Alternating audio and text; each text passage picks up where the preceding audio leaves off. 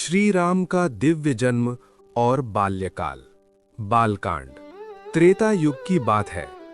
सरयू नदी के पावन तट पर बसी थी एक दिव्य नगरी, अयोध्या। ये नगरी केवल एक राजधानी नहीं थी, बल्कि धर्म, सत्य और मर्यादा की जीवंत पहचान थी। इसी अयोध्या पर राज्य करते थे इक्ष्वाकु वंश के प्रतापी और धर्मात्मा राजा दशरथ।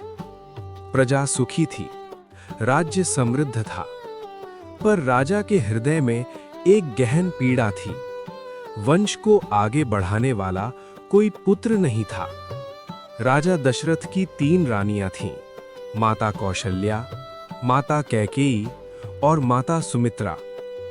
वर्षों तक यज्ञ, दान और तपस्या के बाद भी जब संतान का वरदान नहीं मिला, तो महर्षि वशिष्ठ की आज्ञा से राजा दशरथ ने पुत्र कामेष्ठी यज्ञ कराने का निश्चय किया। यज्ञ का संचालन किया महान ऋषि ऋष्यशृंग ने। यज्ञ पूर्ण होते ही अग्निदेव स्वयं प्रकट हुए और राजा दशरथ को दिव्य खीर से भरा पात्र प्रदान करते हुए बोले, हे राजन, इस खीर को अपनी रानियों में बांट दीजिए। शीघ्र ही आपको तेजस्वी और धर्मपरायण पुत्रों की प्राप्ति होगी। राजा दशरथ ने श्रद्धा से खीर का वितरण किया। आधा भाग माता कौशल्या को, 1/4 माता कैकेयी को और शेष माता सुमित्रा को।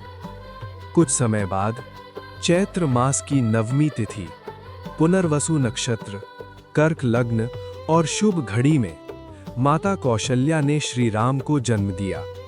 उसी क्षण माता कैकेयी ने भरत को और माता सुमित्रा ने लक्ष्मण और शत्रुघ्न को जन्म दिया। देवताओं ने आकाश से पुष्प वर्षा की, क्योंकि ये कोई साधारण जन्म नहीं था। श्री राम स्वयं भगवान विष्णु के अवतार थे, जो पृथ्वी पर अधर्म के विनाश और धर्म की स्थापना के लिए प्रकट हुए थे। चारों राजकुमार राजमहल में पले बढ़े, पर उनका जीवन केवल ऐश्वर्य से नहीं, संस्कार, संयम और सेवा से भरा था। श्री राम बचपन से ही गंभीर, करुणामय और सत्यप्रिय थे। माता पिता की आज्ञा का पालन, गुरुओं का सम्मान और सभी से मधुर व्यवहार उनका स्वभाव था।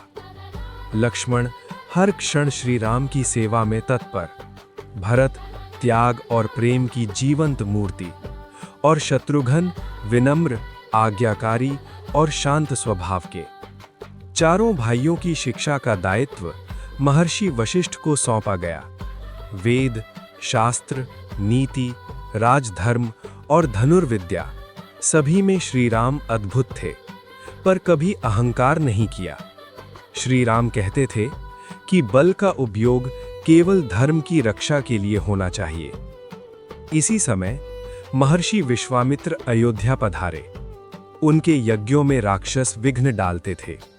उन्होंने राजा दशरथ से श्री राम को अपने साथ भेजने का आग्रह किया। राजा का हृदय विचलित हुआ, पर गुरु वशिष्ठ की आज्ञा से श्री राम और लक्ष्मण वन की ओर प्रस्थान कर गए। वन में श्री राम ने ताड़का, सुबाहु और मारीच जैसे राक्षसों का वध किया और ऋषियों के यज्ञों की रक्षा की। यहीं महर्षि विश्वामित्र ने श्री राम को दिव्य अस्त्र शस्त्रों का ज्ञान दिया।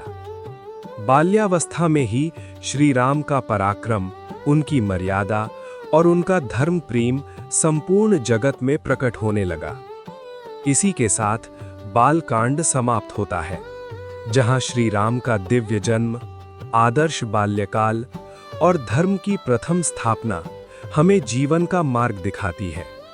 यही वो आधार है जिस पर आगे संपूर्ण रामायण की महान कथा खड़ी होती है। जय श्री राम। अगर आपको श्री राम की ये दिव्य कथा पसंद आई हो, तो कृपया वीडियो को लाइक करें, इसे अपने परिवार और मित्रों के साथ शेयर करें और ऐसी ही सनातन कथाओं के लिए हमारे चैनल को सब्सक्राइब करें और कमेंट में जय श्री राम लिखना ना भूलें।